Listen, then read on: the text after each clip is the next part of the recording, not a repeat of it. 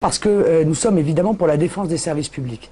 Nous sommes aujourd'hui dans une casse systématique des services publics qui est extrêmement inquiétante pour l'avenir de notre pays. Les services publics sont un patrimoine qui a été payé par les Français, qui continue à être payé par les Français, par des générations d'ailleurs de Français. Aujourd'hui, on s'aperçoit, et notamment dans le rural, que c'est une véritable désertification à laquelle nous devons faire face.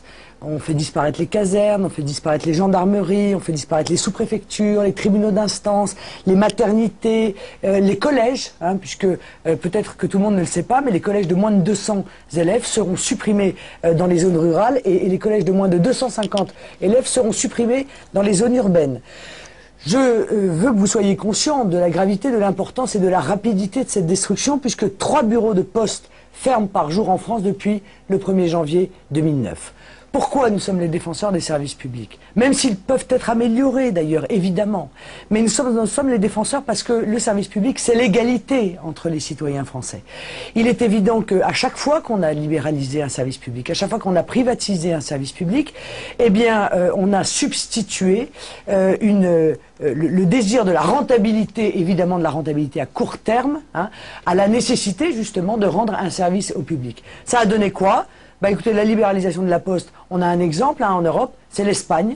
Elle l'a fait il y a quelques années. Aujourd'hui, la grande poste nationale espagnole qui s'appelle Correos ne distribue plus le courrier à des habitations qui sont à plus de 200 mètres d'une voie principale. Eh bien moi, je veux que les Français, mes compatriotes qui habitent dans les hameaux, qui habitent dans les montagnes ou qui habitent dans les campagnes, puissent continuer à recevoir leur courrier chez eux. Il m'apparaît tout de même que c'est la moindre des choses dans le cadre d'un pays qui se dit civilisé et qui est en réalité, hélas, en voie de sous-développement. Alors la gauche organise dans un certain nombre de municipalités des votations citoyennes sur le thème de la réforme de la Poste. Que pensez-vous de ces votations citoyennes ? C'est problématique parce que moi je ne vois pas d'inconvénient majeur à ce que les électeurs du Front National se déplacent pour exprimer leur soutien à la Poste. Mais très honnêtement, ces votations, elles n'ont aucune valeur légale. Or, il est toujours... je crois que c'est quand même emmener les Français dans un cul-de-sac que de les envoyer voter dans une votation qui n'a pas de valeur légale. Bon, ça c'est la première chose. Il y a pourtant moyen de donner une valeur légale à cette grande question de l'aménagement du territoire et de la protection des services publics, c'est de faire un grand référendum national. Souhaitez-vous, oui ou non, le maintien des services publics de proximité, y compris dans les zones rurales? Ça, c'est un vrai sujet de référendum. Or, le référendum d'initiative populaire pourrait parfaitement servir, justement, à demander aux Français ce qu'ils en pensent. Mais comme nos gouvernants savent que les Français sont contre cette désertification, contre cette casse des services publics, croyez bien qu'on préfère les envoyer vers une votation qui ne sert pas à grand-chose plutôt que vers un grand référendum qui, lui, évidemment, aurait un pouvoir politique majeur. Ça, c'est ma première réflexion. Ma deuxième réflexion, c'est que je suis surtout étonné de la personnalité de ceux qui organisent cette votation.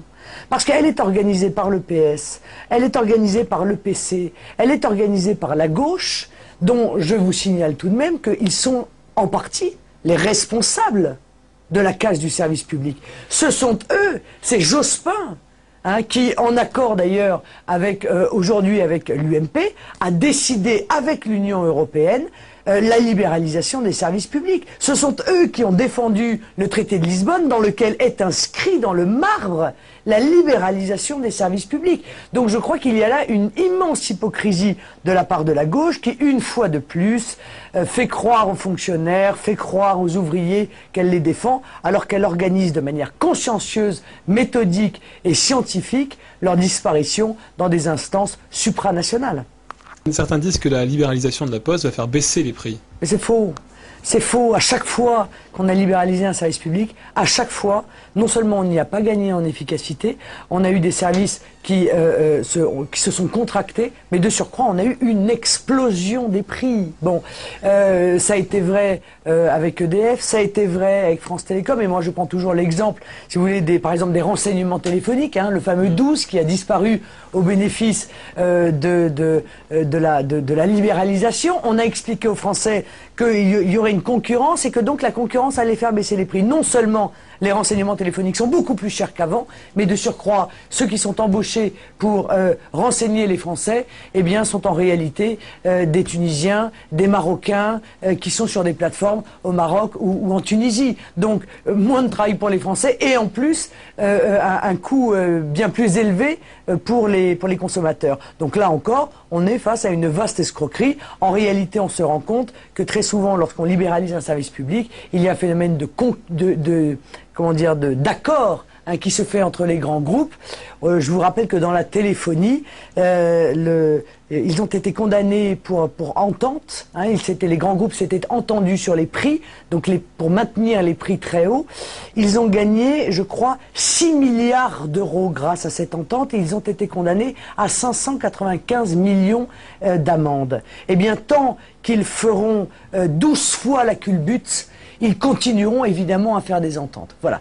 Donc on voit bien que les Français sont en l'espèce perdants sur tous les plans, sur le plan de l'emploi, sur le plan du pouvoir d'achat et encore une fois sur un plan qui me touche particulièrement, qui est celui de l'égalité des services rendus à nos compatriotes.